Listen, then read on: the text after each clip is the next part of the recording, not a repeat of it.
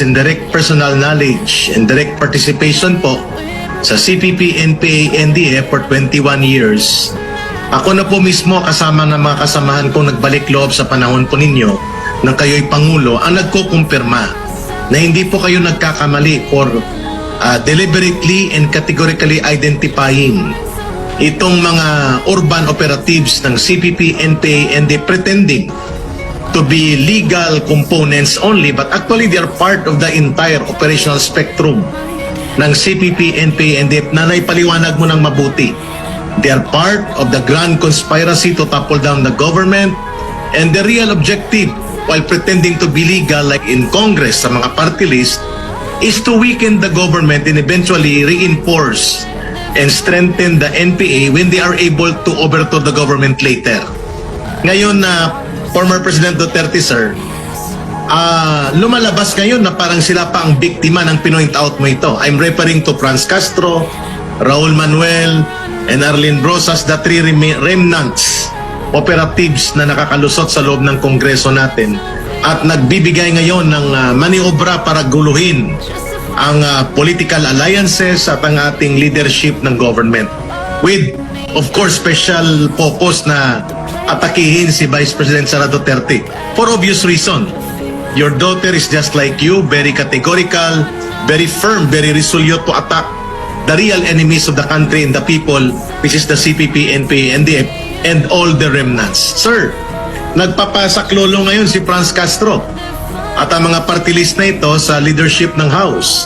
At nagsasalita sila na like si Majority Floor Leader Congressman Dalipi, natutulungan nila si Franz Castro na mag-file ng kaso laban sa inyo sa pananakot daw na ginawa mo, while actually you are just talking of the reality and truth. Ang taong bayan po nag-aantay ng inyong paliwanag sa ganitong mga hindi namin matanggap na mamamayan na mga maniobrahan sa politika, at ngayon ay parang ikaw pa ang pagkakaisahan nila for speaking of the truth about the real intentions of people of the CPP, NPA, NDF like Franz Castro in Congress. Sir, President Duterte, sir, your reaction dito po sa development na ito, sir. Ito ang mga to, sila Dalipi o whoever, sila Francis o sila.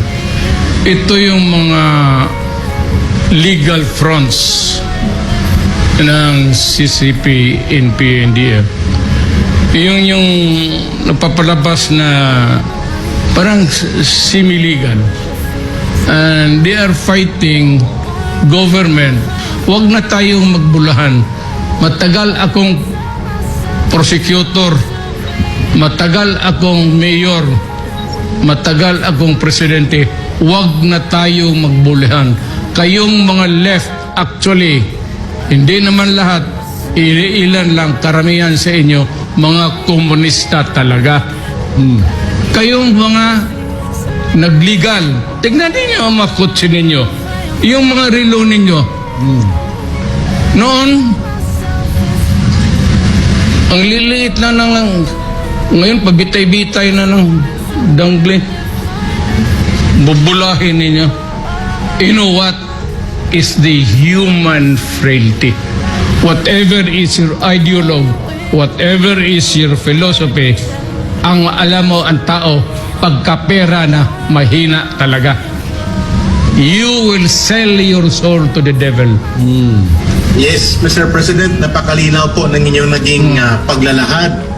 Ito po ay conspiracy, pakikipagsabwatan nila, and they're using the government to destroy our own government. Tama po kayo, we agree to that. Yun po talagang prinsipyo namin nang nandun pa ko at binulgar mo ito at ni Vice President Sara Duterte. Sir, ang follow-up ko lang po na tanong, Mr. President, in behalf ng mga kasamahan ko. You were very successful nang binuo po ninyo ang National Task Force to End Local Communist Armed Conflict. And nobody would ever forget ng marginal note mo upon report ng iyong mga top leaders ng mga commanders ng armed forces, before mo pirmahan, nilagay mo doon ang salita, dalawang words, good governance. That is everything that the government must do para tapusin itong salot ng CPP, NPA, NDF. Tama po kayo, sir, hindi kayo nagkamali. Proven, true enough. 4 years na ipinatupad po ninyo ang National Task Force to End Local Communist Armed Conflict na puruhan ng tudo. ang armadong kapabilidad ng NPA at terorismo, and many regions like Davao, never imagine namin na mawawala ang salot na ito. Pero sir, nang ikaw po ay bumaba na sa kapangyarihan bilang Pangulo ng Bansa by Operation Sublo, may naiiwan po pong 20%, ito yung binabaka natin yung urban operations na nagtatago sa batas, umiikot sa batas at nagkakanlong sa mga constitutional, legal and democratic protection ng ating Estado, samantalang sila talaga ay bahagi ng pagre-recruit at i-reinforce ang armado nila sa kanayunan.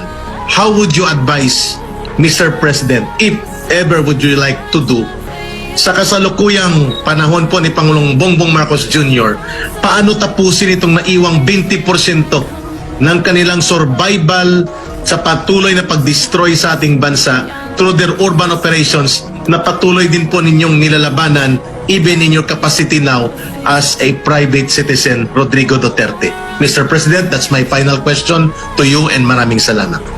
Ilan lang yan mananalo kasi yung mga party list, ilan lang ang boto. Hindi naman kung magtakbo ng congressman yung buong Davao City. Mga party list lang yan, kung makagarner sila ng 300 ganon around, doon na sila sa kongreso. Automatic yan. And you can easily recruit, lalo na nga itong mga bata. Mga anak talaga, huwag kayong makinig dyan sa mga komunista na yan. Sisirain ang bayan natin yan. Pati magpatayan lang tayo kasi walang gawin yang pag nanalo, gusto lahat patayin yung kalaban nila. Yun ang totoo ng komunista. Huwag kayong magtakot dyan sa mga sumunod kayo sa batas, mas mabuti pa kayong mga magsundalo na lang kayo at habulin ninyo yan. Kaya pag nagbalik itong if there is an opportunity ever na we can have a constitutional revision, tanggalin natin yung party list and you outlaw the Communist Party of the Philippines.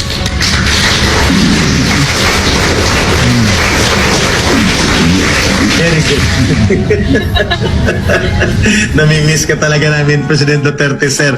The way you deliver the message. Pastor, sir, 1 minute rejoinder before po sa sinabi ni Pangulong Duterte. Sir, tama po kayo. In 10 months' time, I am holding a report right now from Negros Island. 23 civilians pong pinatay ng NPA. Karamihan po mga kagaya kung nagbalik loob, mga barangay officials, mga former rebels na nagko-cooperate sa government program for peace and security, and then TPLCAC, public assassination admitted by the NPA command in Negros. 23 po ang killings nila, all civilians. President Duterte, you're right in your observation. Nilabas ako sa buhay na ito na daog-daogin mo lang. Ano bang daog-daog? Api-api mo lang. Kung lahat tayo Pilipino hindi mag-api-api, huwag ka lang mag-api. Yan ang problema. Tama. Do not start the scramble. Kasi kung ikaw yung mga abusado, mga polis, ganon, kayo na sa batas, kayo nag-humawak, tapos abusuhin ninyo yung mga sibilyan, hanihin nyo ng pera, kung ano-ano dyan, hindi tayo magkaintindihan yan.